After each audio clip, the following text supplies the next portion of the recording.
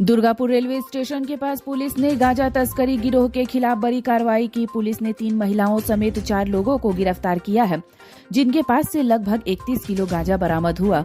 गिरफ्तार आरोपियों की पहचान झारखंड निवासी रोज नीलिमा तिग्गा, सुंदरी कुमारी, मनीष कुमार सिंह और उड़ीसा के सुंदरगढ़ निवासी अनीता धुनिया के रूप में हुई है। पुलिस का मानना है कि इस गिरफ्तारी से ड्रग्स नेटवर्क के बड़े हिस्से का पर्दाफाश होगा और इस गिरोह में शामिल और भी लोगों तक पहुंचने में मदद मिलेगी।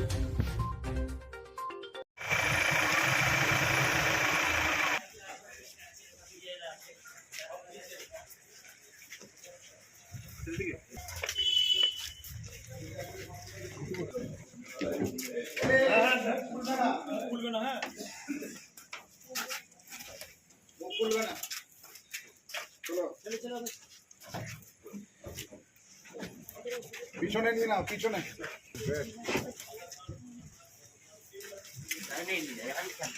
চলো, গেট বন্ধ করো, গেট দাও, গেট দাও, গেট চলুন। এই তো ছেলেটা আপনাদের কাছে কি ছিল?